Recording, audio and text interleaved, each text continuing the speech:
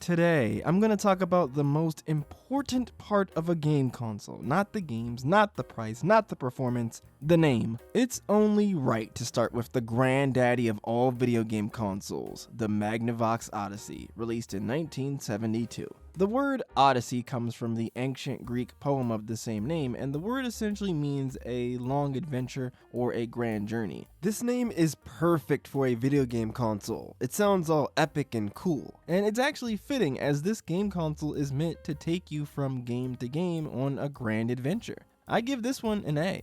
Oh, by the way, I should mention that I'm going to be ranking these names for fun, with F tier at the bottom, then D, then C, then B, then A, and then S at the top. I don't have a super detailed list of criteria. I will be looking at things like the originality of the names and the meaning behind the names, but ultimately the most important thing is how good the name sounds. Next up is the 1976 console, the Fairchild Channel F, the first game console that I know of to use ROM cartridges. Apparently, it was originally called the Video Entertainment System before it was changed to the Channel F. They both sound kind of generic, but Channel F at least is quicker to say, and it has a bit more charm than the very dry and overly long Video Entertainment System. Fairchild Channel F gets a C, Fairchild Video Entertainment System gets a D. After that, we have the 1977 Nintendo console, the Color TV game. This isn't one console, but rather a group of consoles that Nintendo made over the course of a few years. The Color TV Game 6, Color TV Game 15,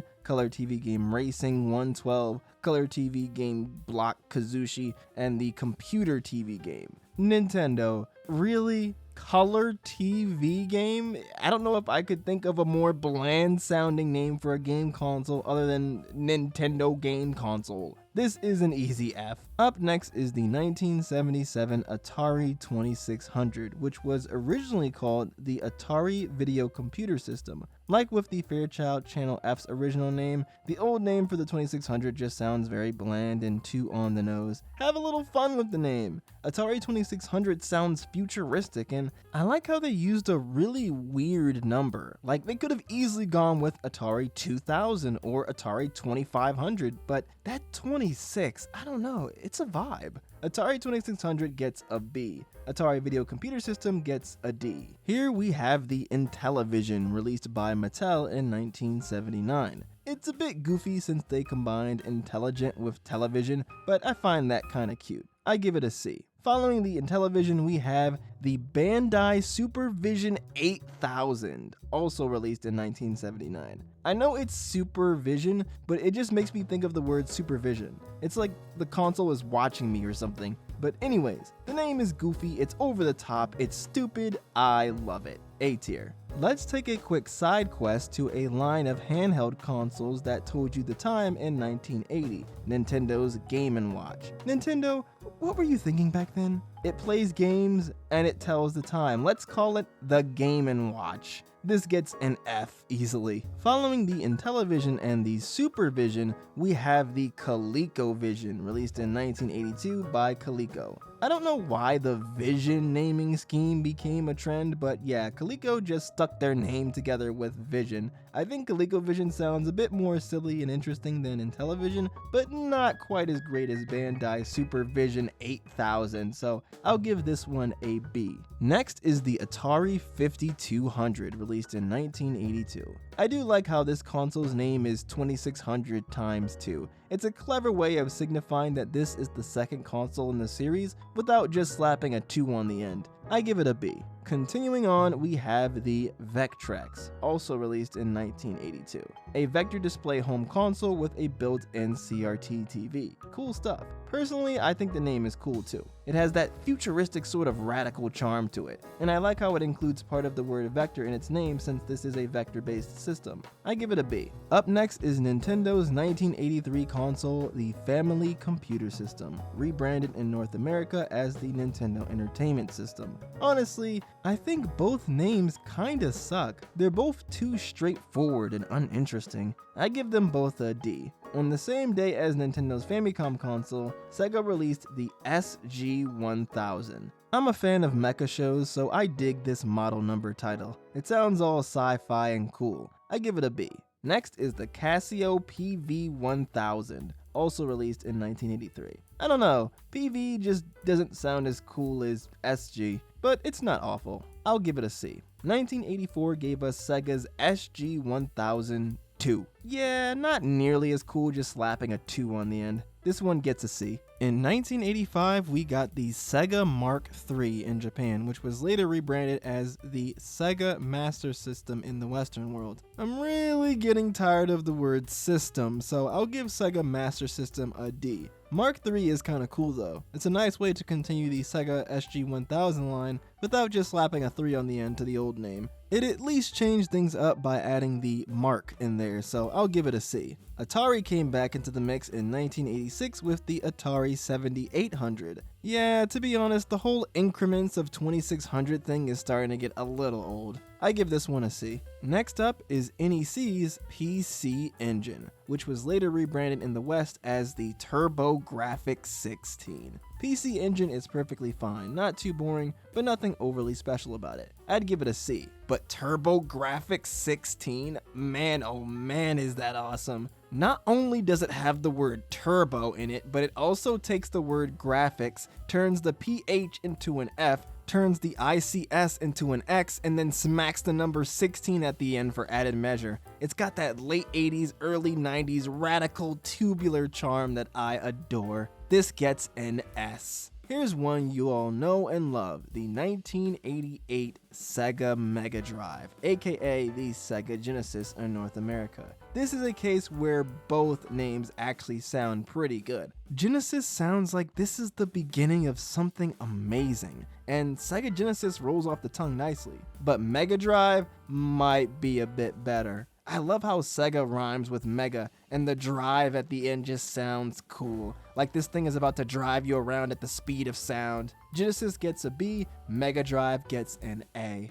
Let's give a portable console some love with the Nintendo 1989 handheld, the Game Boy. Even as a kid, I thought the name was kinda weird. Like, why did they give the console a gender? But admittedly, the name is memorable, and it sounds kinda quirky and cute. It's almost like the system itself is a little sidekick to the player. I'll give it a B. We have another handheld up next, the 1989 Atari Lynx, and I'm completely neutral on this name. I mean, lynxes are like the 6th coolest cat species, so yeah, I give it a C. Next up, we have the first SNK console I'm talking about today, the Neo Geo Advanced Entertainment System, aka the Neo Geo AES. I'm not a fan of the whole entertainment system thing at the end, as you all probably have realized by now, but Neo Geo rhymes and it sounds neat. I give it a C. Continuing with the handhelds, in 1990, we have the Sega Game Gear. I love the alliteration in the title,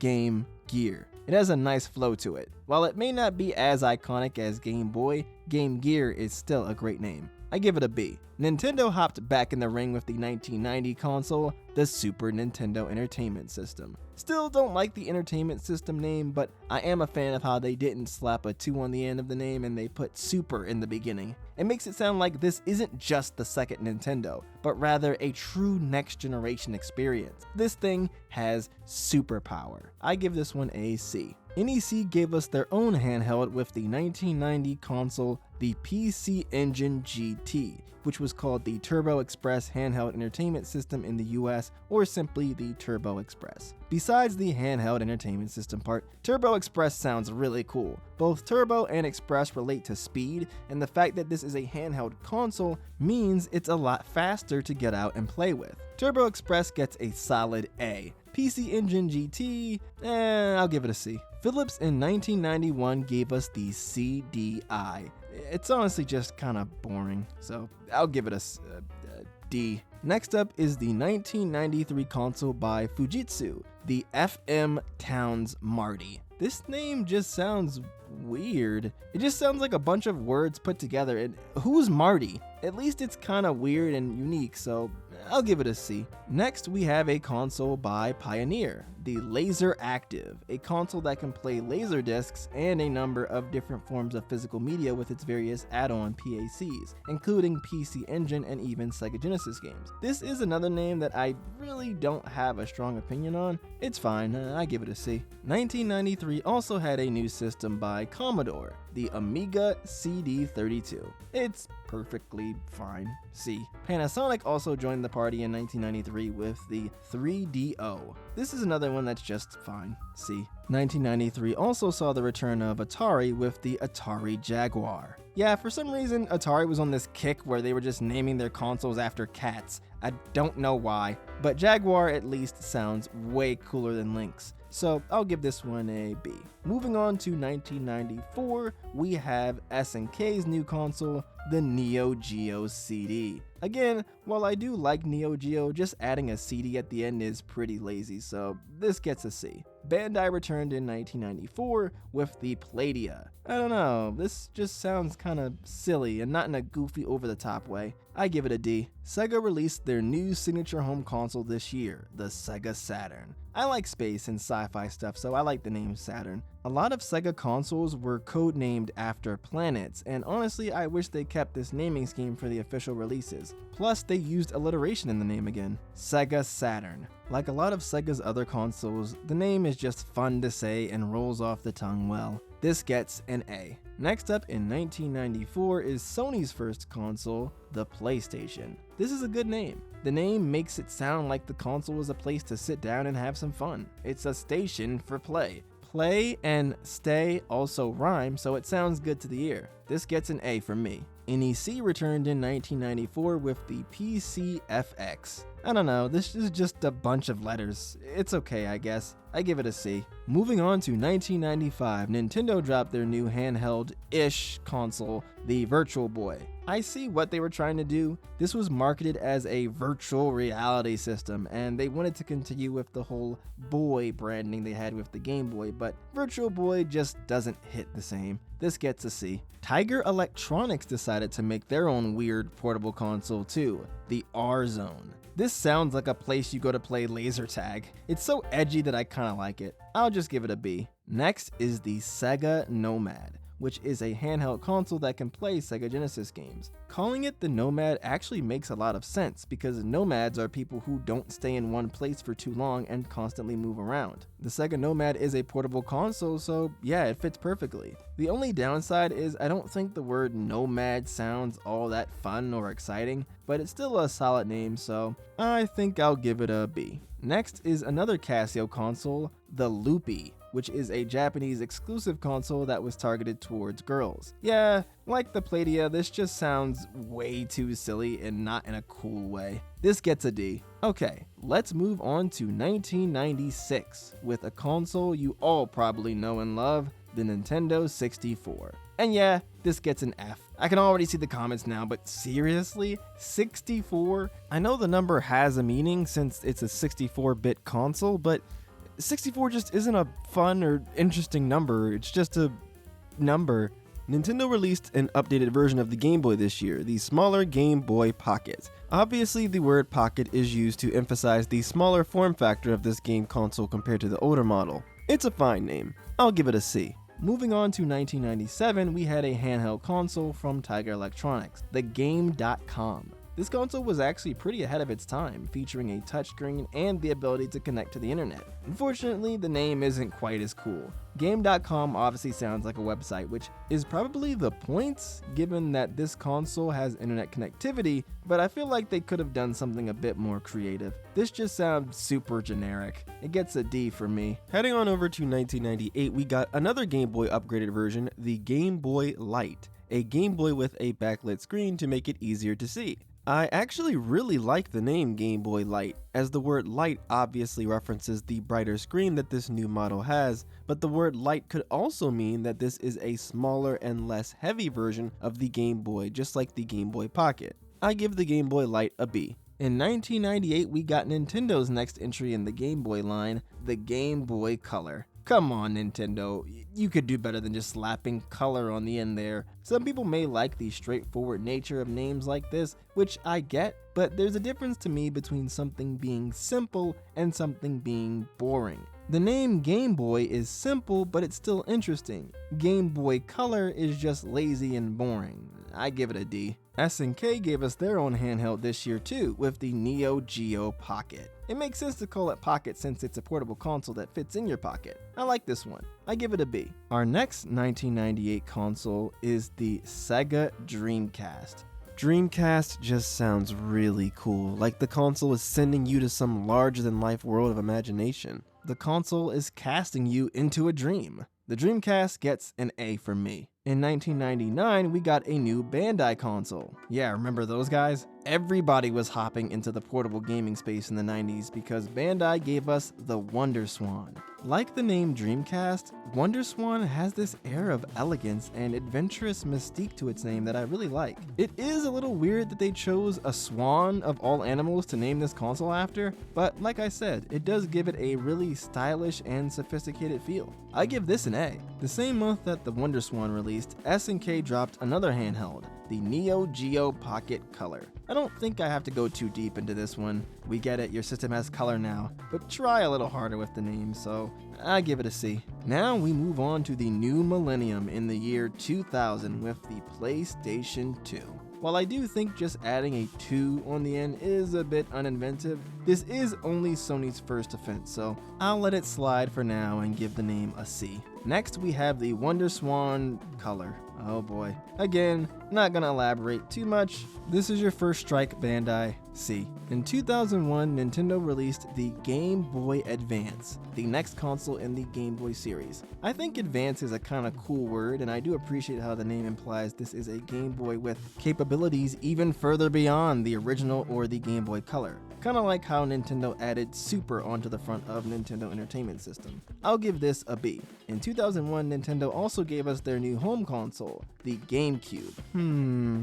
I don't know. GameCube sounds fine, but it isn't really speaking to me, you know? The name sounds kind of fun, I guess, so I'll give it a solid C. 2001 wasn't over because this year was also the year that Microsoft joined the battle with the Xbox. The name Xbox is fun to say because of those X's at the beginning and at the end of the name, and it also has that early 2000s edge, so I'll give this name a B. Now we head on over to 2002 with the release of Bandai's next console in the WonderSwan line, the Swan Crystal. I do think Crystal is a nice sounding name. It continues with the graceful vibe of the name WonderSwan. Although, I do wonder why they removed Wonder from the beginning of the name. Maybe they wanted to keep the name short and sweet. In any case, I don't think Swan Crystal rolls off the tongue, nor does it sound as good as WonderSwan, but I still like it well enough. I'll give it a B. Moving on to 2003, Nintendo dropped a redesign of the Game Boy Advance, the Game Boy Advance SP. I think the SP is supposed to stand for special. Unfortunately, this name isn't anything special, so it gets a D. Next up is a Nokia console, the N-Gage. I do like the play on the word engage, and Nokia begins with an N, so it fits even more that way. This gets a B from me. Moving on to 2004, we have the new Nintendo handheld, the DS. According to Nintendo, DS can stand for either dual screen or developer system. I don't particularly like either. Dual screen is too straightforward and developer system just sounds dull. I also don't really care for just calling a console a bunch of initials. It's not very exciting. At the very least, calling it a bunch of initials does elicit some sort of feeling of curiosity, as you want to find out what those letters represent, so I'll just give this one a D for DS. Ending off 2004, we have the PlayStation Portable. Portable definitely isn't the most interesting name for a handheld console. I think the Sega Nomad and the Neo Geo Pocket are way cooler names that still highlight the fact that the consoles are portable. PlayStation Portable gets a D from me. 2005 gave us the Game Boy Micro. Despite the fact that it doesn't have Advanced in its name, this thing does play GBA games, although it's noticeably smaller than its big brother. Micro works because not only does it reference the fact that the device is tiny, but it's also got less features than a regular Game Boy Advance, so it's a smaller or micro GBA experience. I'll give it a C. Capping off 2005, we have Microsoft's next console, the Xbox 360. I'm not really sure why they went with the number 360, but I actually like it a lot. First, because as a number, it's more interesting than just using 2 for the second console. Also, 360 is how many degrees it takes to do a complete revolution around an object. A revolution is a big change from the old way of doing things to something new, like the Industrial Revolution, the American Revolution, and the French Revolution. I'm guessing Microsoft was implying that the Xbox 360 was a revolutionary console. This is a cool name. I give it an A. Continuing on to 2006, we have the Nintendo DS Lite. It makes sense because the DS Lite was a lighter, slimmer, more streamlined version of the original DS. I still don't care for the name DS much, so I'll give this one a C. Next up is Sony's new console, the PlayStation 3. I already wasn't feeling the PlayStation 2, and the fact that Sony stuck to the super basic naming scheme makes them lose even more points. This gets a D. Nintendo came back onto the scene with their new motion-controlled console, the Wii. I love this console, but yeah, the name sounds dumb. Nintendo has said that Wii is supposed to sound like we, since the console was supposed to bring people together. To further this point, the 2 eyes in the name are supposed to represent 2 people. Honestly, after hearing the meaning behind the name, it almost makes me want to come around to liking this name, but it still sounds kinda stupid, so I'll compromise and give it a C. Next up in 2008 is a new console in the DS line, the Nintendo DSi, an upgraded version of the DS with a front-facing camera and a back-facing camera,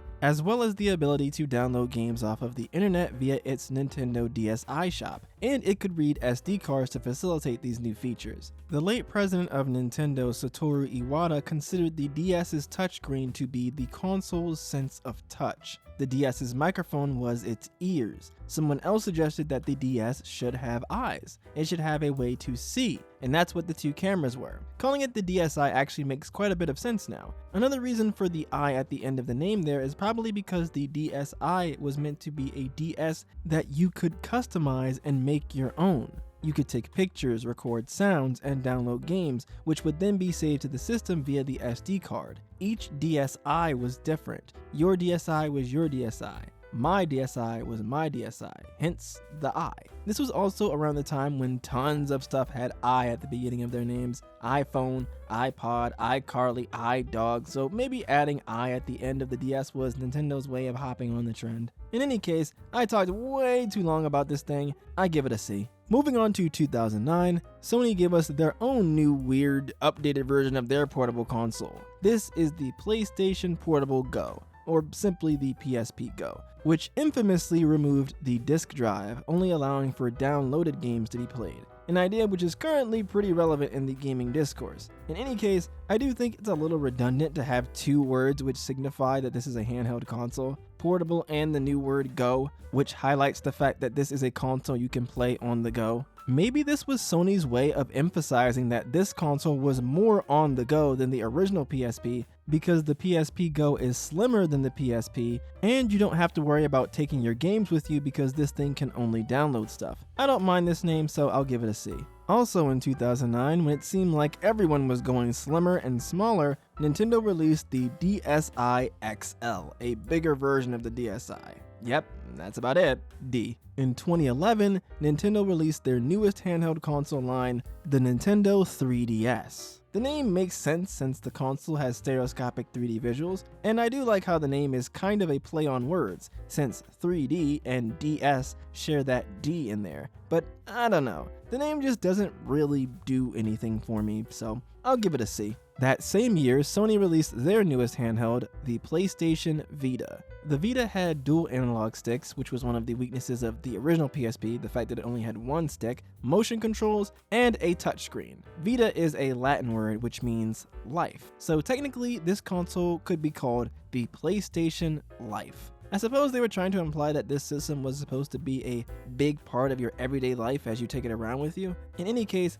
I like the name. It's more interesting than PlayStation Portable, and Vita sounds pretty cool. I give it a B. Continuing on to 2012, Nintendo launched the 3DS XL. No need to dwell on this one. D. This was also the same year that Nintendo released their next home console, the Wii U. The U could stand for a ton of things. When the console was announced, Reggie Fils-Aimé explained that the console was supposed to be unique, unifying, and utopian. Reggie also said that the console was something that everyone could enjoy together, but that the Wii U was made particularly for you. Wii sounds like the word we, and the letter U sounds like the word you. I don't know, I'm still not sold. I thought the whole point of the Wii was that it was something everyone could enjoy. It's something we could all play together. We includes me and you. Adding the extra U at the end seems kind of redundant. Maybe what they mean by this is that even though the Wii U is a multiplayer console, the person who has the gamepad gets the premium experience since they have their own screen. So the console is something that everyone can play,